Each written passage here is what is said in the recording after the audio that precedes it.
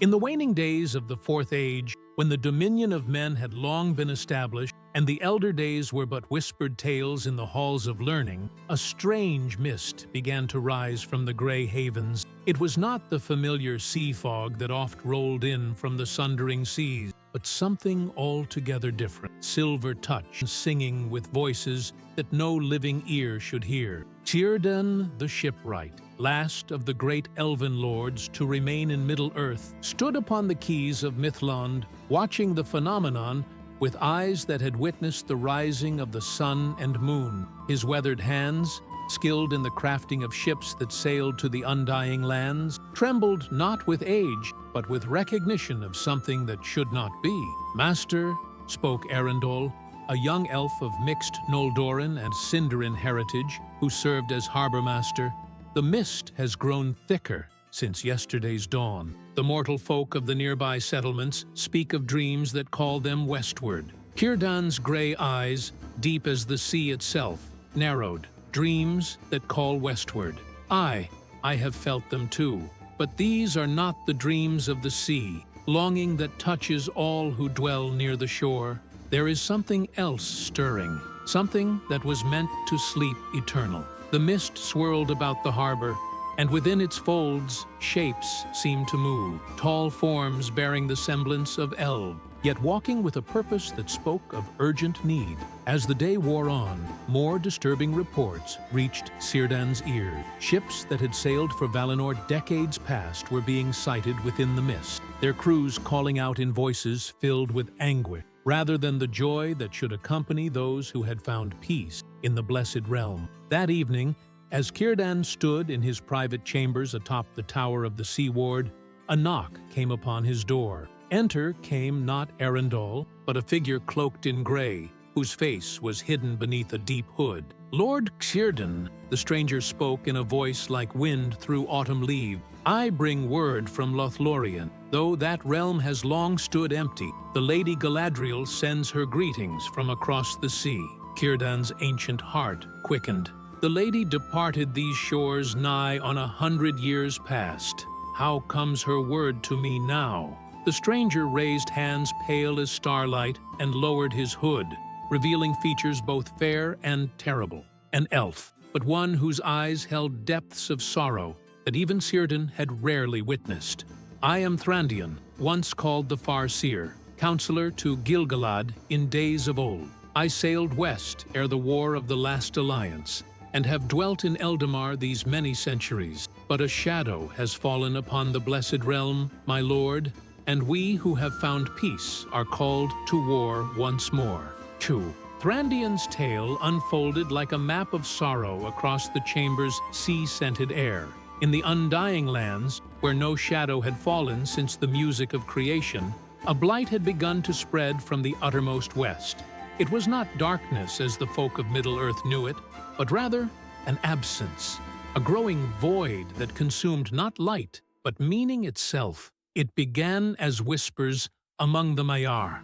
Thrandion continued, his voice heavy with the weight of impossible tidings. "Servants of Manwë reported hearing echoes in the halls of Ilúvatar, not the music of creation, but its opposite, a discord that sought to unmake what was made." Círdan sank into his carved chair, fashioned from driftwood that had once been part of the first ships to sail from Middle-earth. The void. But that was bound beyond the walls of the world at the making of E. Aye, so we believe. But consider this, when Eru cast down Númenor and made the world round, were not the straight road and the bent paths created as separate ways? What if, in that great sundering, something else was also split? Not just the paths to Valinor, but the very barriers that held the void at bay. The implications struck Círdan like a cold wave. If the void, that primordial nothingness that existed before the music, was seeping into the blessed realm, then nowhere in all creation was safe.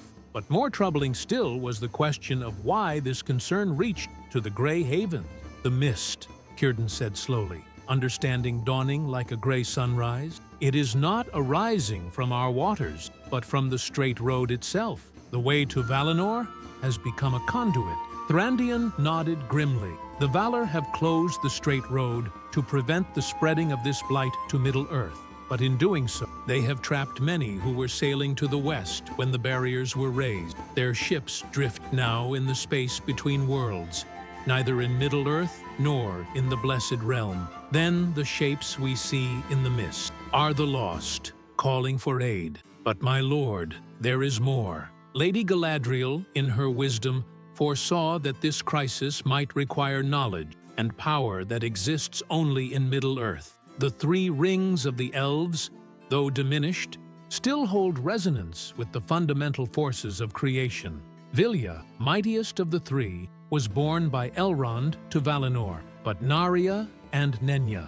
Círdan's hand instinctively moved to the silver ring upon his finger. Narya the Red, the Ring of Fire, which he had borne since Gandalf departed Middle-earth. Nenya was destroyed when the lady sailed west, its power spent in the preservation of Lorien. Nay, Thrandion shook his head.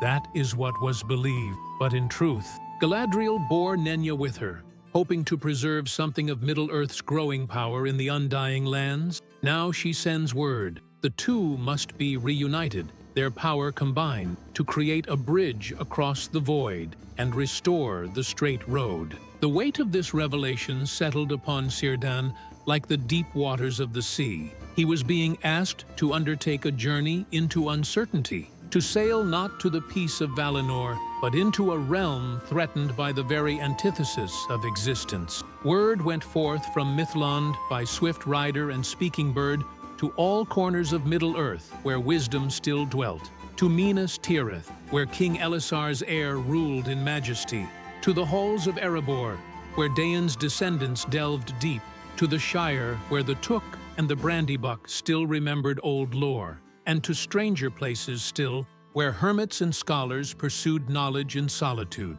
Within a fortnight, they began to arrive at the Grey Havens. First came Faramir the Younger, great-great-grandson of the Prince of Ithilien, bearing the scroll of Isildur that had been preserved in the House of the Steward. His hair bore the silver of premature wisdom, for he had spent long years studying the remnants of Númenórean lore. "Lord Círdan," he said upon his arrival, "I bring not only my ancestors' knowledge, but disturbing tidings from Minas Tirith. The Palantir in the citadel has begun showing visions unbidden, images of a great darkness spreading across starless seas." Next came Gimli the Younger, son of Glóin's son, who had inherited not only his great-grandfather's skill with axe and stone, but also his friendship with elvenkind. With him came three other dwarves of Erebor, including the lore-keeper Borin, who carried with him ancient texts recovered from Khazad-dûm's deepest hole. "The dwarves remember much that others have forgotten," Gimli declared,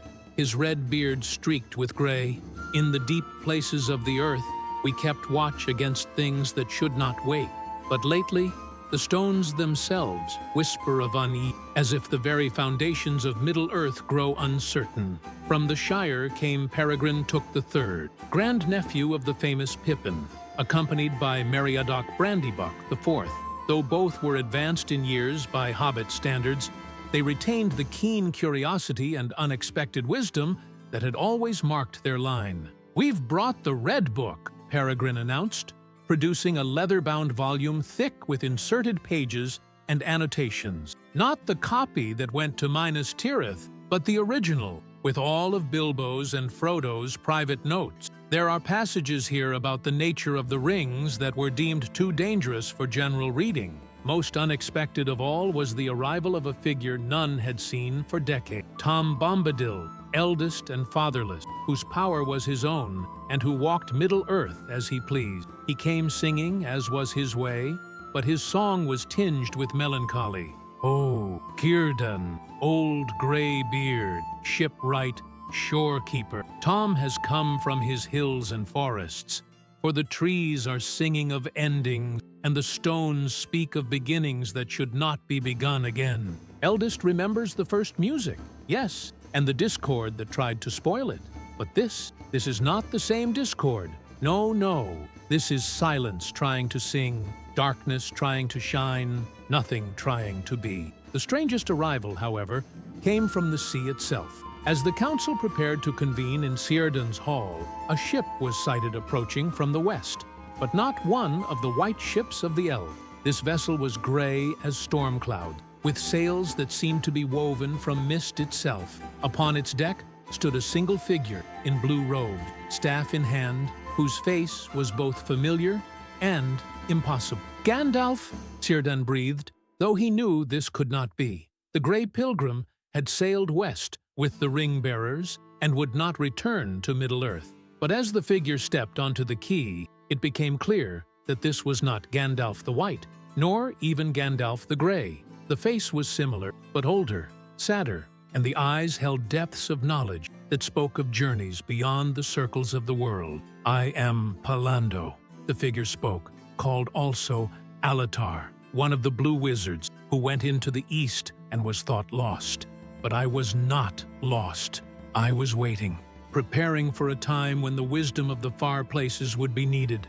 That time has come. In the high hall of Círdan's tower, where the sound of waves upon the harbor walls provided a constant rhythm, the council convened as the sun set behind clouds that seemed touched with unnatural hues. 7 chairs were set about a table, carved from a single piece of driftwood, polished smooth by centuries of salt air. Pallando spoke first, his voice carrying the weight of long wandering. "In the lands beyond Rhûn, I discovered remnants of the first songs, melodies that were sung when the world was young, and the discord of Melkor was first heard in the music. The Easterlings, descendants of those who heard both harmony and discord in the beginning, preserved in their most sacred traditions knowledge that the wise of the West had forgotten. He produced from his robes a scroll written in characters that predated even the Tengwar of Feanor. This speaks of the void not as an enemy, but as a necessary silence between notes. When Eru spoke the world into being,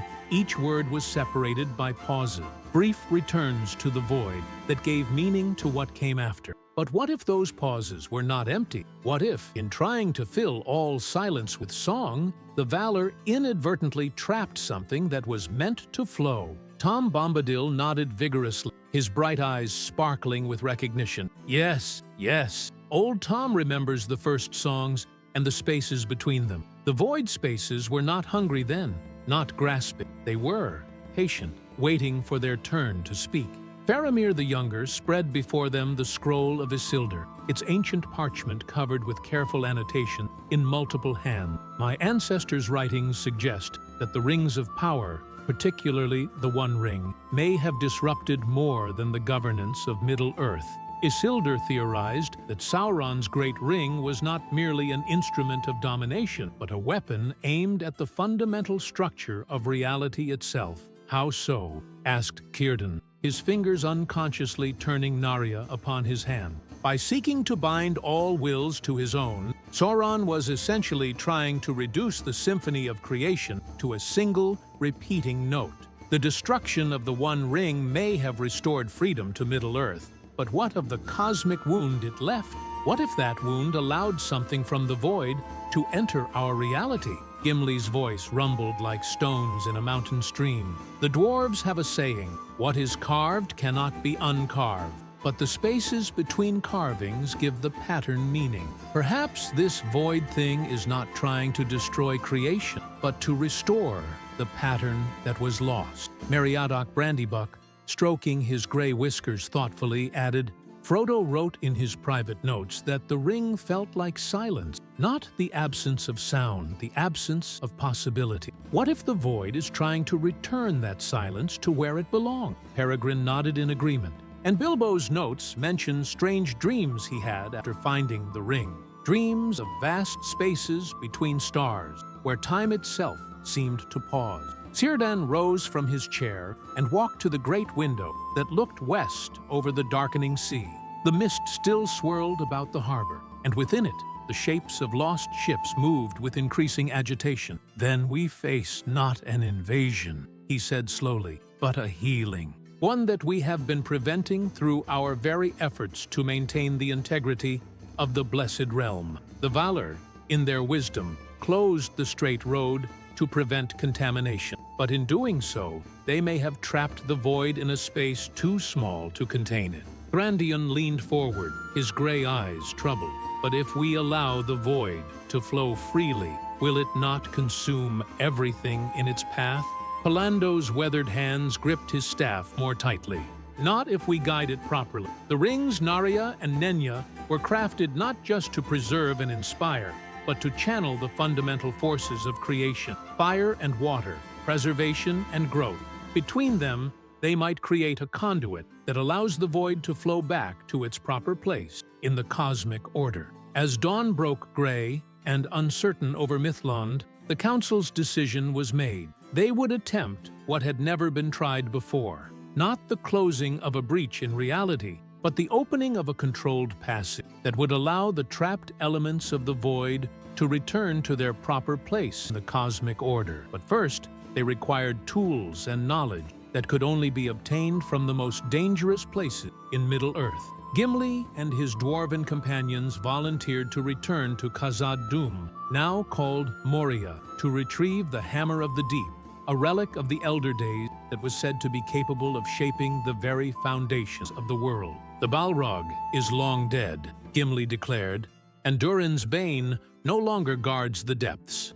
But there are older things sleeping there, things that knew the world before the sun and moon. We may need their counsel. Tom Bombadil, meanwhile, would journey to the old forest and beyond, to places where the first trees had grown and the first waters had flowed. Old Tom knows the ways to the deep roots and the hidden springs. The earth remembers the first songs, yes, and the spaces between them. Tom will ask the old things to sing again. Faramir and the hobbits would travel to Weathertop and the ancient ruins of Rudor, seeking in those desolate places the remnants of the Palantiri network. If the Seeing Stones could be convinced to look not across Middle-earth but into the spaces between worlds, they might provide the guidance needed to direct the void safely home. Most perilous of all was Palando's mission. The Blue Wizard would journey to Mount Doom itself, to the very Samath Naur where the One Ring had been destroyed. The wound, in reality, is deepest there,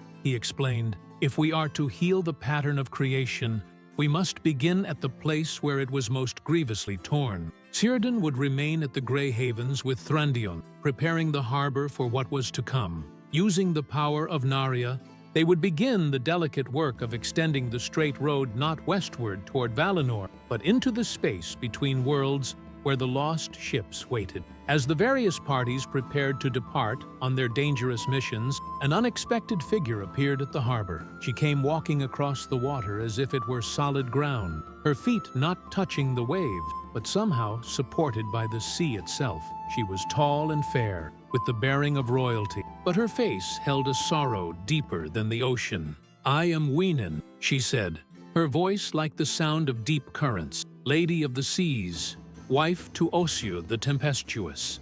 I have watched the growing disturbance in the waters that flow between all shores, and I have come to offer aid." Círdan knelt before her, recognizing one of the Maiar, the servants of the Valar who had shaped the world. "Lady, we are honored by your presence, but why do you come to us, rather than to your lord Ulmo or to Manwë the king?" Wenan's expression grew troubled. "Because, Lord Círdan, the void disturbance affects not just the lands, but the waters that connect all things. My husband Ossa rages against what he perceives as an invasion, but I have felt the true nature of what approaches. It is not malice, but necessity. The patterns of the sea must be rewoven, and this cannot be done from Valinor alone." She extended her hand, and from her palm flowed a stream of water that seemed to contain stars. "This is water from the first fountains, from the springs that flowed before the lamps of the Valar were lit. It remembers the original harmony between sound and silence. Take it, and when you forge your passage, let it flow first, to prepare the way." In the depths beneath the misty mountains, Gimli and his companions made their way through passages that had not echoed with dwarvish voices for centuries. The halls of Khazad-dûm stretched vast and empty, their mithril veins gleaming faintly in the light of their torches. But as they descended ever deeper, following paths marked in ancient runes, they began to sense that they were not alone. "The stones sing differently here," whispered Boran the lore-keeper, his voice barely audible in the echoing darkness, not with malice, as they did when the Balrog walked these halls, but with anticipation. They reached at last the Chamber of the Deeps, a vast cavern that stretched beyond the reach of their light. At its center, upon a dais of pure mithril, lay the Hammer of the Deep. But it was not alone. Surrounding it in a circle stood 7 figures, tall and imposing, with faces that seemed carved from the living stone of the mountain. The 7 fathers of the dwarves, Gimli breathed, recognizing the figures from the most sacred traditions of his people. But these were not statues or vision. These were the fathers themselves, returned from whatever place the spirits of the great dwell. Durin the Deathlit, first and greatest of the 7, stepped forward. His voice echoed with the authority of mountain. "Son of my blood, we have waited long for this hour. The void stirs, and the foundations of the world grow uncertain. The hammer you seek was forged not just to shape stone and metal, but to repair the very framework of creation itself. But can mortal hands wield such power?" Gimli asked, his voice hoarse with awe. "Not alone," replied Durin. "But the hammer was made to be wielded by many working in harmony. 7 fathers, 7 rings of the dwarf, 7 voices singing in unison. Though the rings are gone, destroyed, or claimed by dragons, their resonance remains in the blood of their bearers. We 7 will lend our strength to you and yours." Meanwhile, far to the south, Pallando stood upon the ash-covered slopes of Mount Doom, feeling the malevolent presence that still lingered there despite Sauron's defeat. The Samath Naur gaped before him like a wound in the world, and from its depths came not heat, but a cold that seemed to freeze the very air around it. But as he descended into the fire chamber where the One Ring had met its doom, he discovered something that chilled him more than the supernatural cold. The chamber was not empty. Seated upon a throne of cooled lava was a figure in black, crowned with iron, whose eyes held the flicker of dying embers. "Sauron," Pallando whispered, though he knew this could not be. The Dark Lord had been utterly destroyed with his ring. The figure smiled, expression more terrible than any scowl. "I am what remains when absolute power is suddenly removed from the world. I am the wound that was left, the silence that followed the last note of Sauron's song. You may call me the Echo, for I am naught but the memory of tyranny carved into the stone of reality itself. You cannot be real," Pallando declared, raising his staff and calling upon his power. "Sauron is gone, his works undone." "Indeed," the Echo replied, "but what of the space he occupied? What of the pattern of domination he wove into the very fabric of existence? When a thread is pulled from a tapestry, does it leave no mark? I am that mark, Blue Wizard. I am the hole in reality where absolute evil once dwelt, and I am lonely." The truth struck Pallando like a physical blow. The void was not trying to destroy creation. It was trying to fill the emptiness left by great evils, the spaces in reality that had been carved out by acts of malice so profound they had wounded existence itself. "The void seeks not to consume," he said slowly, "but to heal." "At last," the Echo sighed, and as it spoke, its form began to fade. "Someone understand. The silence comes not to end the song, but to rest between movement. Guide it well, Blue Wizard, for if the healing is done wrongly, the patient may die of the cure." At Weathertop, beneath stars that seemed dimmer than they should be, Faramir and the hobbits worked by lamplight to clear away the debris of ages from the ancient chamber where once a Palantir had stood. The Seeing Stone itself had been lost long ago, but the platform that had held it remained, carved with symbols that predated even the founding of Gondor. According to Bilbo's notes, Peregrine said, consulting the Red Book by flickering flamelight, the Palantiri were not just communication devices. They were tuning stones, each one resonating with specific harmonics of creation. When they looked across distance, they were actually reading the vibrational patterns that underlie all existence. Meriadoc nodded, running his weathered hands over the carved symbol. "And if we can reactivate even one of those resonances, we might be able to see not just what is, but what the pattern of existence is trying to become. Faramir had brought with him fragments of the Palantir of Minas Tirith, not the stone itself, which remained safely in the citadel, but shards of similar crystal that had been found in the ruins of Osgiliath. Now he arranged these fragments upon the ancient platform, following diagrams preserved in the scroll of Isildur. As the fragments were properly positioned, they began to resonate with a sound just below the range of hearing. The very air above the platform shimmered, and suddenly the three companions found themselves looking not across Middle-earth, but into a space that seemed to exist between moments. They saw the Grey Havens from above, shrouded in mist, swirled in patterns too complex for the eye to follow. They saw ships sailing in waters that reflected no sky, their crews calling out in languages that had been forgotten before the first elves awoke. And they saw something else, vast forms moving in the deepest mist, shapes that might have been mountains or clouds or something else entirely. The void touched, Faramir whispered. But look, they are not destroying the ships. They are guiding them. Indeed, as they watched, the massive forms seemed to be shepherding the lost vessels toward some distant destination, protecting them from currents and eddies in the between space that would have torn them apart. They are not our enemies, Meriadoc said with sudden understanding. They are trying to bring the lost ones home. In the old forest, meanwhile, Tom Bombadil sang to trees that remembered the first sunrise, his voice weaving through ancient melodies that had not been heard since the lamps of the Valar illuminated the world. But he was not singing alone. The trees themselves had taken up the song, their leaves rustling in harmonies that spoke of deep roots and patient growth. Old Man Willow, once malevolent and grasping, now swayed in rhythm with Tom's melody, his ancient voice creaking like ship's timber. The song grows fuller now, Master. The spaces between notes hold music of their own. We hear them singing back from the deep places, the quiet places. They have been waiting so long to join the dance. Tom's bright eyes sparkled with joy, and sorrow mingled. Yes, old fellow, yes. The void spaces were always part of the music, but they sang so softly that the louder songs drowned them out. Now they grow strong enough to be heard, to take their proper place in the symphony. From all the trees of the forest came a susurrus of agreement, a sound like wind through leaves that carried undertones of profound understanding. The forest itself was remembering what it had been before the discord of Morgoth poisoned the music of creation, not just a collection of individual trees, but a single, vast instrument upon which the earth itself played melodies of growth and season, life and rest. As the various quests proceeded across Middle-earth, Círdan and Thrandion worked tirelessly at the Grey Haven to prepare for what was to come.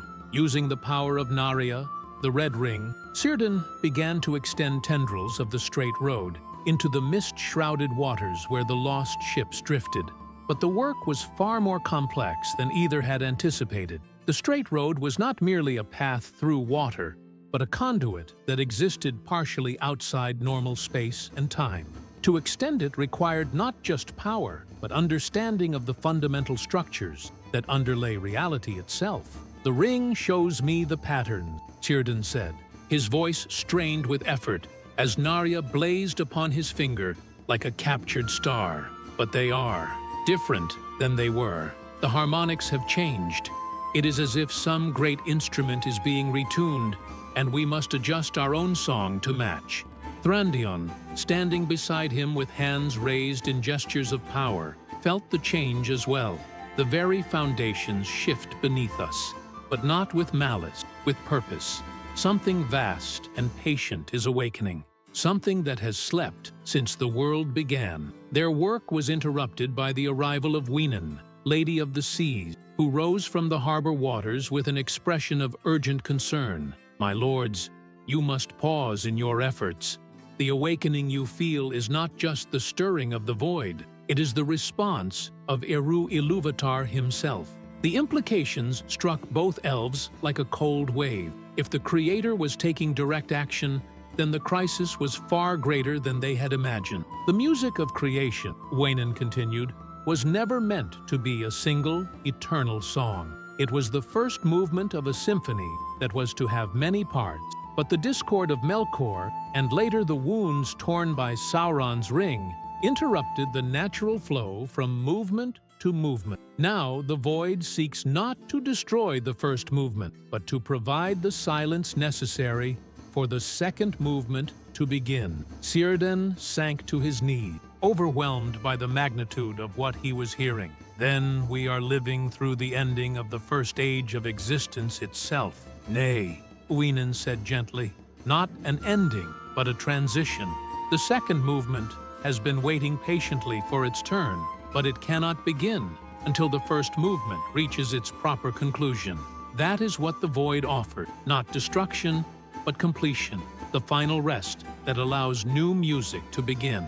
Suddenly, the mist over the harbor swirled more violently, and from within it came the sound of voices singing in harmony. Not just the crews of the lost ships, but other voices as well. Voices that seemed to come from the sea itself, from the air, from the very stones of the harbor. The second movement begins, Uinen whispered, her form starting to fade as she was drawn back to participate in the greater symphony. Guide it well, shipwright, for you are building now not vessels to carry passengers, but instruments for the new music. At that moment, runners arrived from all corners of Middle-earth, bearing word from the various quests. Gimli and his companions had succeeded in awakening the Hammer of the Deep, but with it had come 7 ancient voices that spoke of changes to the very foundations of the world. Tom Bombadil sent word that the forest itself had become a single, vast choir singing melodies that predated even the Ainulindala. Faramir and the hobbits reported success in reactivating the Sight Stone, but what they saw spoke not of crisis, but of transformation on a cosmic scale. Most disturbing of all was Palando's message. The wound at Mount Doom is not a wound at all,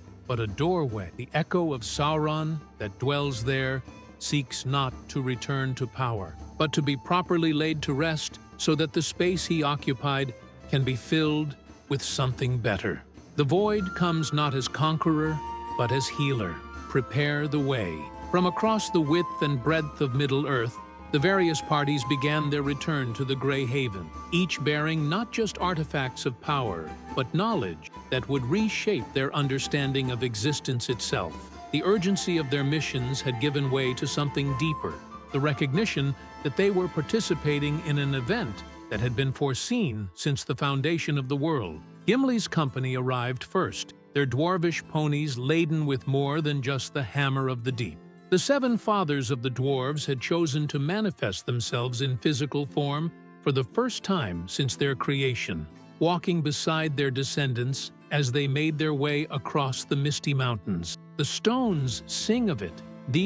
Durin the Deathless reported to Círdan upon their arrival. From the roots of the mountains to the peaks that scrape the sky, all the earth prepares for the great retuning. The hammer we bring is but one instrument in an orchestra that encompasses all creation. Tom Bombadil came dancing into the harbor as the sun set, his pockets full of seeds and leaves, his eyes bright with joy that seemed to encompass both celebration and mourning. Ho, Círdan! The trees have given Tom gifts for the great work, seeds of the first flowers, leaves from branches that knew the light of the trees. The forest sings farewell to the old music and welcome to the new. But it was the arrival of Faramir's party that brought the most startling revelation. The hobbits bore with them not just the Red Book and the fragments of the Palantir, but a scroll written in their own hand, a transcription of visions they had seen in the Seeing Stone. Lord Círdan, Faramir said,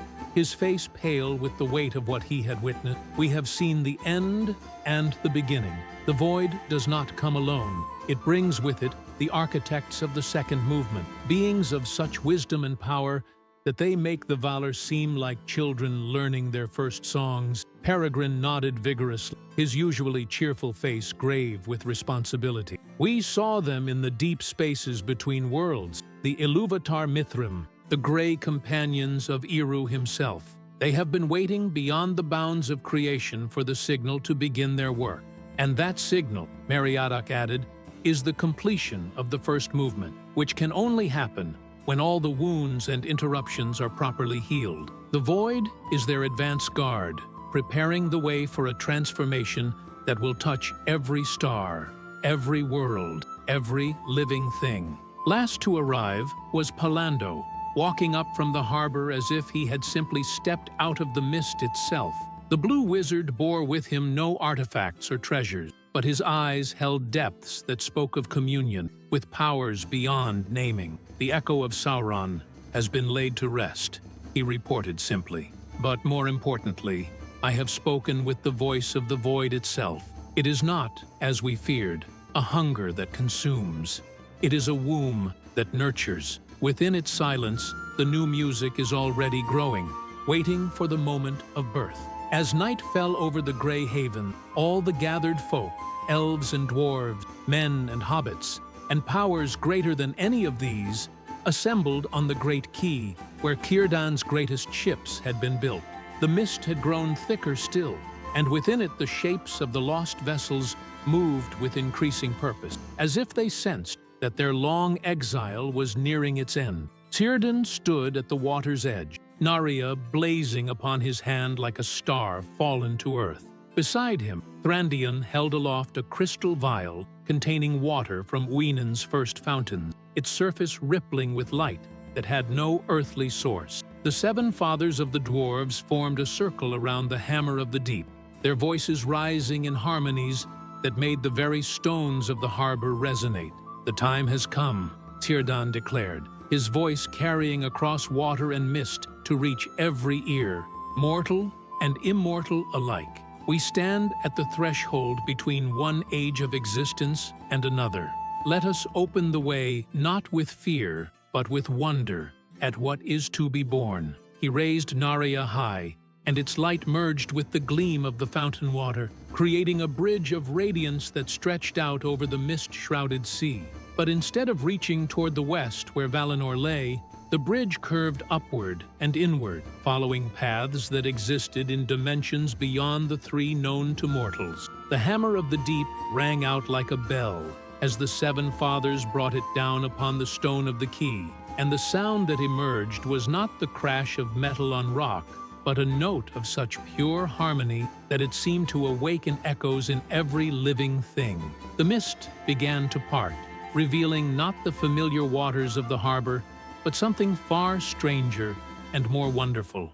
Where once the Grey Havens had looked out upon the sundering seas, now there opened a vista that defied all understanding of space and distance. The lost ships were there indeed, but they sailed now upon waters that reflected not sky, but the deep patterns of creation itself, geometries of light and music that wove themselves into forms of indescribable beauty, and shepherding the ships, guiding them home through currents of pure harmony, were the beings that Faramir and the hobbits had glimpsed in their vision. The Ilúvatar Mithrim, the Grey Companions of Eru, moved through the transformed space with grace that spoke of eons spent in patient preparation for this moment. They were neither tall nor short, neither young nor old, but seemed to partake of all sizes and ages simultaneously.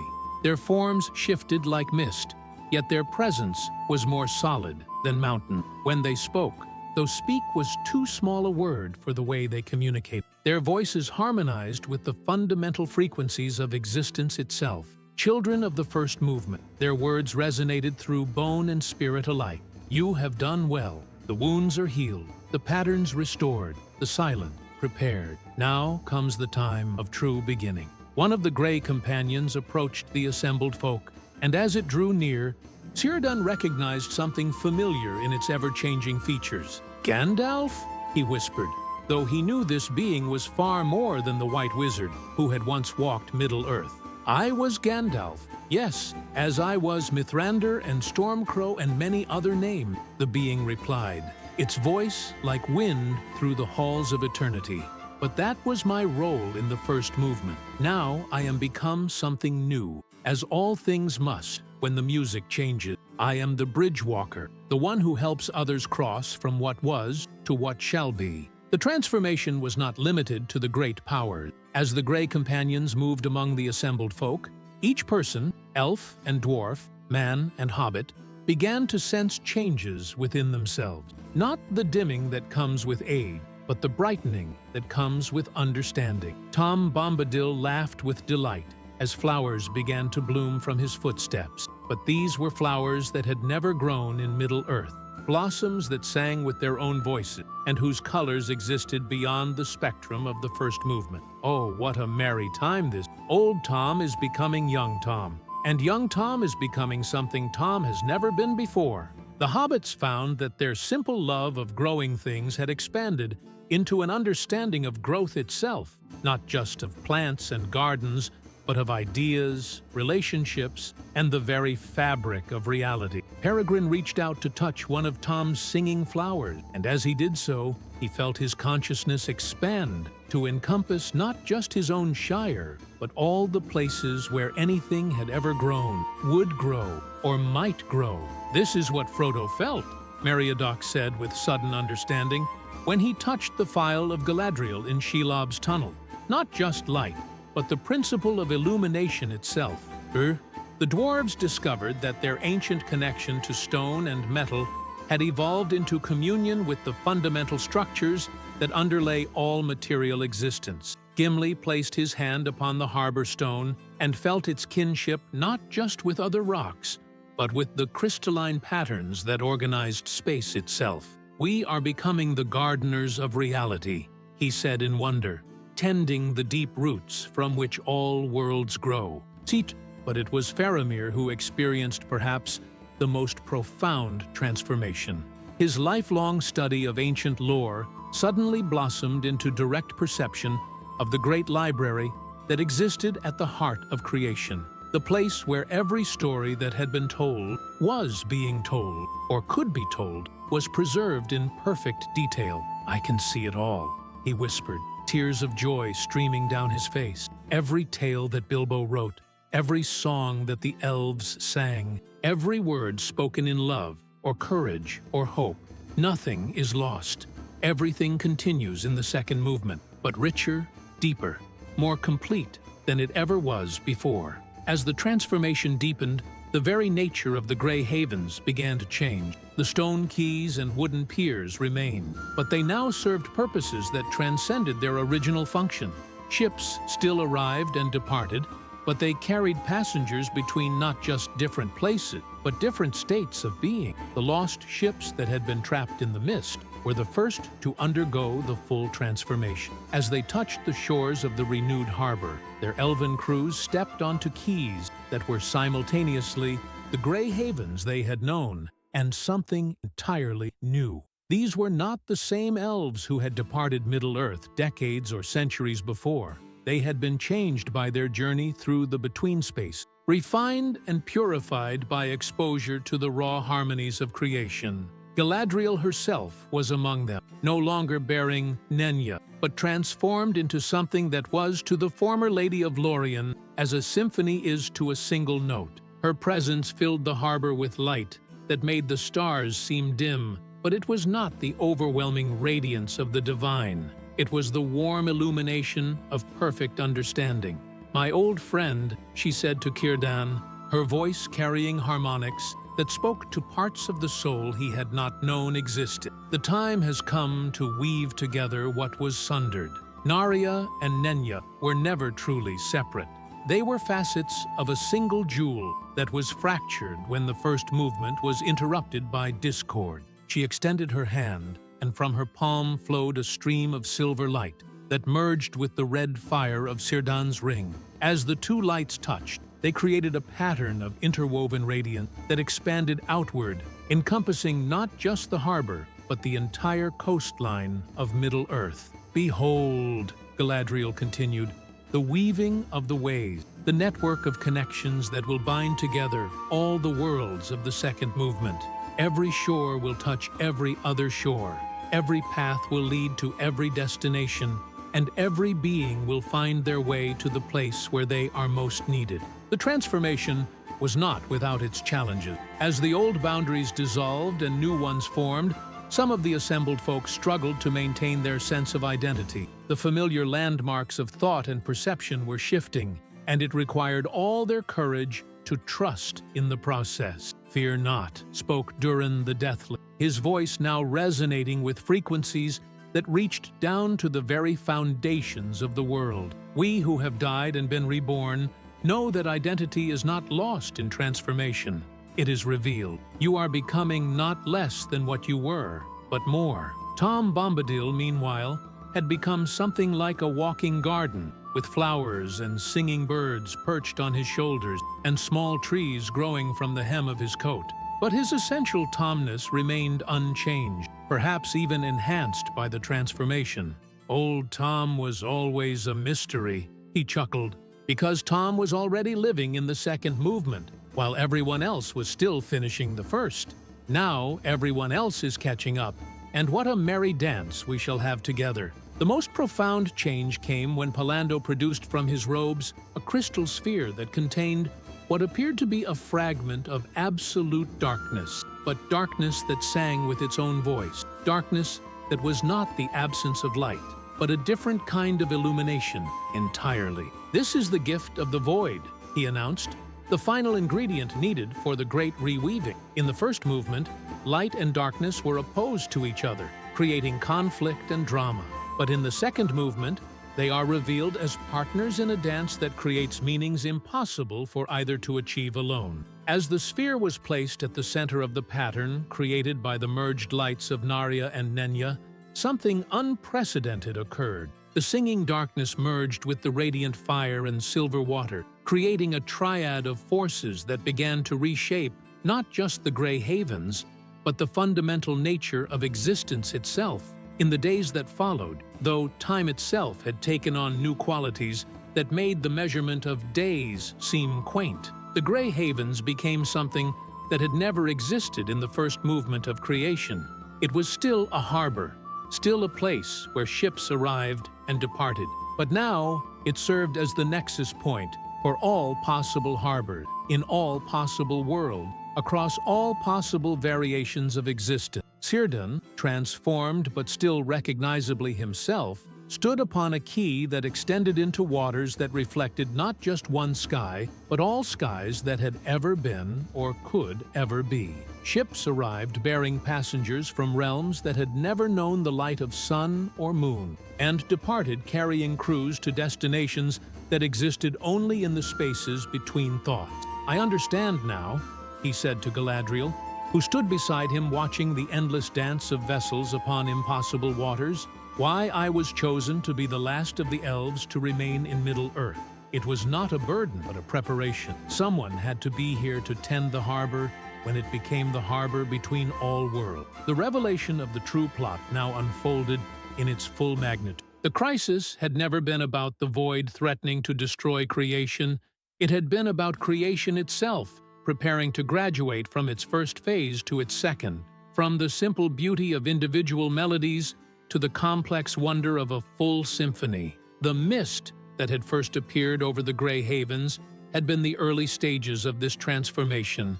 As the boundaries between different modes of existence began to soften, the lost ships had not been trapped by accident, but had been serving as scouts and pioneers, exploring the between spaces to map the safe passages for what was to come. Even Sauron's great evil and the wound it had left in reality had served a purpose in the greater pattern. The echo of tyranny that Pallando had encountered in Mount Doom was not a threat to be destroyed, but a necessary shadow that would give depth and meaning to the light of the second movement. "All discords," Galadriel explained, "even the greatest, serve the ultimate harmony. Morgoth's rebellion, Sauron's dominion, the suffering they caused, all of it becomes part of the larger music when heard from the perspective of the complete symphony." The transformed folk of Middle-earth found themselves with new roles in the cosmic order. The hobbits became the tenders of small joy, ensuring that no moment of simple happiness would ever be lost in the vastness of the second movement. The dwarves became the shapers of deep foundation, working with forces that existed below the level of individual worlds to maintain the structural integrity of existence itself. Tom Bombadil was revealed to have always been an agent of the second movement, placed in Middle-earth long ago to serve as an anchor point for the transformation. His apparent simplicity had concealed a wisdom so profound that even the Valar had not fully understood his nature. "Tom was the key," he announced cheerfully. "The little key that opens the big door." But Tom never minded waiting for everyone else to be ready to walk through. As the tale drew toward its true conclusion, ships began arriving at the harbor between all worlds, bearing passengers that the folk of Middle-earth had never expected to see again. Not just elves who had sailed west in ages past, but men and dwarves and hobbits who had passed beyond the circles of the world. Death itself had been transformed in the second movement, becoming not an ending, but a translation from one mode of existence to another. Frodo arrived on a ship of silver light, no longer bearing the wounds of his sacrifice, but transformed into something that was to the simple hobbit who had carried the ring as a rose is to a seed. Beside him stood Sam, radiant with the joy of one who had spent ages tending gardens that grew meanings instead of flowers. "My dear Círdan," Frodo said, embracing the ancient elf with warmth that encompassed both their old friendship and their new understanding. "The second movement is more beautiful than we ever dared to hope. Every sorrow has become a note in a melody of such sweetness that we weep with joy to hear it. And in the harbor that was all harbored, beneath skies that held all possible stars, the great ships of the second movement prepared for journeys to destinations that existed not in space, but in the infinite expanse of meaning itself. The first movement of creation had ended not with destruction, but with graduation, a triumphant crescendo that led seamlessly into music of such complexity and beauty that it made the original music of the Ainur seem like a child's first tentative song. The mist over the Grey Haven had been not a threat, but an invitation to join in the symphony that would play throughout eternity, in which every voice, no matter how small or broken it had seemed in the first movement, would find its perfect place in the infinite harmony of what was to come. Thus ended the first great chapter in the history of the harbor between all worlds, and thus began the second movement of the Symphony of Existence, a movement that would know no end, only endless deepening, endless enriching, endless joy. Here ends Mist over the Grey Haven, being an account of the great transformation as recorded by the chroniclers of the second movement, for the edification of all who love tales of wonder and the victory of joy over sorrow, of meaning over emptiness, and of music over silence.